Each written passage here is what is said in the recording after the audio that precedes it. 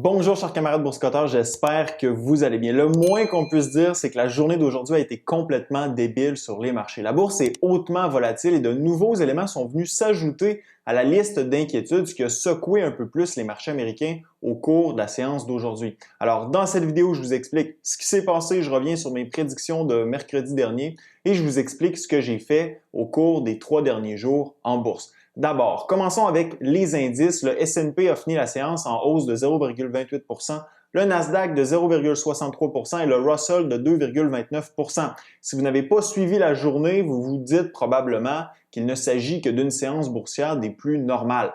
Par contre, lorsqu'on regarde sous le capot, on réalise l'ampleur de la volatilité dont ont fait part les marchés en cours de journée. C'est complètement débile. Le S&P vers 12h30 était quasiment en baisse de 4 %, le Nasdaq de 5 % et le Russell de 2,7 %. Le S&P est entré en territoire de correction au cours de la journée avec une baisse de 12 % depuis les plus récents records pour s'en sortir en fin de journée. La baisse depuis les records est actuellement de 9 %. Les indices ont pratiquement tous fait des bonds de 4 à 5 % au cours d'une seule séance transactionnelle. Au même moment, autour de midi, Tesla était en baisse de pratiquement 10 % et Apple de 4,5 %. Ce genre de volatilité, on ne voit pas ça souvent. La dernière fois, c'était durant la période de la pandémie où le ciel était en train de nous tomber sur la tête littéralement. Le VIX a même atteint un sommet en 52 semaines.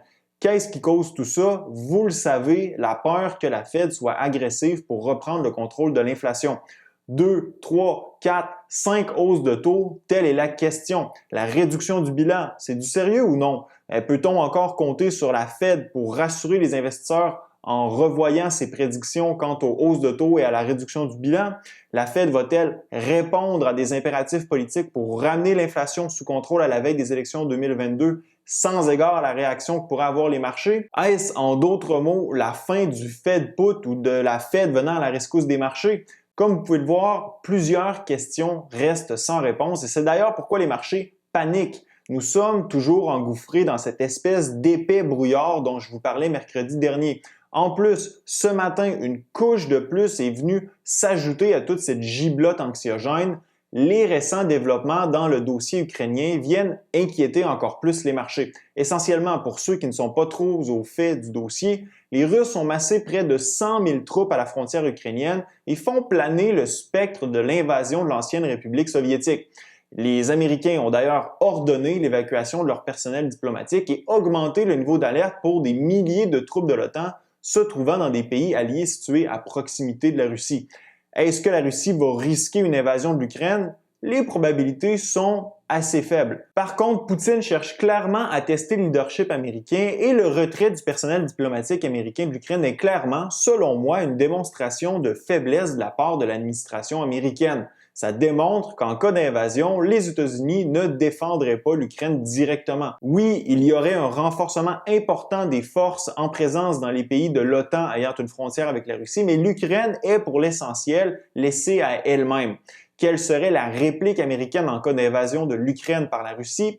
De nouvelles sanctions économiques beaucoup plus sévères seraient imposées sur la Russie. Le marché appréhende en quelque sorte ces potentielles sanctions qui, sans aucun doute, viendraient affecter le secteur gazier et pétrolier russe, ce qui viendrait augmenter la pression à la hausse sur les prix de ces marchandises. Sans surprise, dans l'environnement inflationniste dans lequel on se trouve actuellement, un baril de pétrole encore plus cher, c'est la dernière chose que nous aurions besoin. Ça augmenterait les coûts des facteurs de production et inévitablement, les prix à la consommation. Une inflation qui ne ralentit pas ne ferait qu'augmenter les probabilités de voir la Fed resserrer encore plus rapidement sa politique monétaire et vous l'aurez compris, vous l'aurez deviné, le potentiel de voir les marchés chuter encore plus fortement.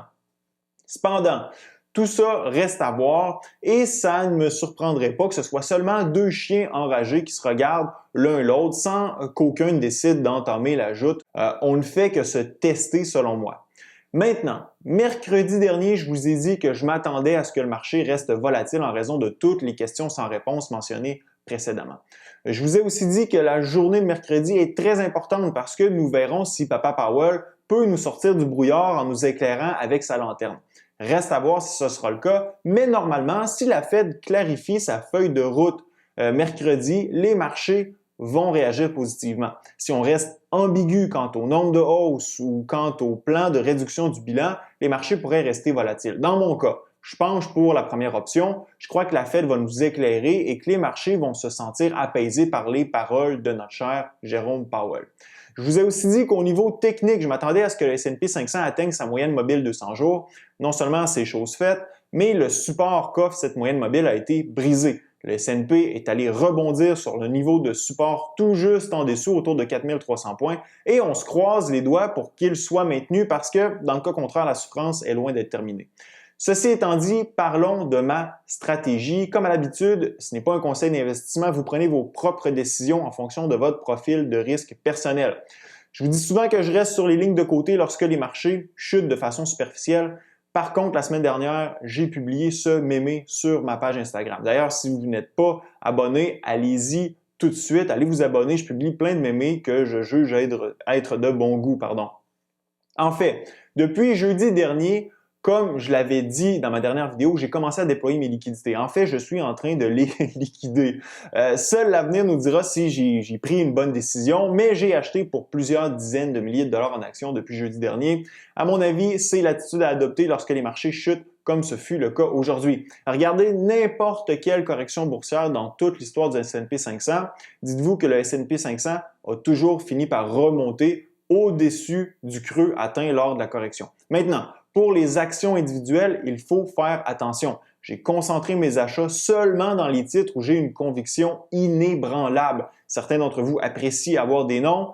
Tesla est l'un d'entre eux. Honnêtement, j'espère que mercredi marquera un point tournant sur les marchés, mais on ne peut en être certain. Si on recommence à chuter, il va me rester tout juste un peu de poudre à canon pour faire feu une dernière fois. Après ça, il va simplement me rester à m'asseoir confortablement dans ma chaise et regarder mon portefeuille d'investissement prendre une raclée à court terme. À ce point-ci, j'ai développé une insensibilité assez exceptionnelle. C'est le genre de choses qui arrivent quand tu es passé à travers la pandémie où le S&P 500 chutait de 7% par jour ou quand tu es investi dans Bitcoin et que du jour au lendemain, 25% de tes avoirs libellés en fiat se sont envolés. Mais j'ai investi pour le long terme. Ça ne m'inquiète pas de voir mon portefeuille baisser de dizaines, pour ne pas dire de centaines de milliers de dollars à court terme et de le voir allunir dans quelques années. Pour les nouveaux en bourse, embrassez ces moments de nervosité afin de vous forger un caractère et de développer des nerfs d'acier parce que ça en prend pour investir sur les marchés de façon autonome. Enfin, on se revoit mercredi. Laissez-moi savoir dans la zone commentaire comment vous vivez la volatilité en bourse actuellement. Ce fut un plaisir d'être avec vous. À la prochaine.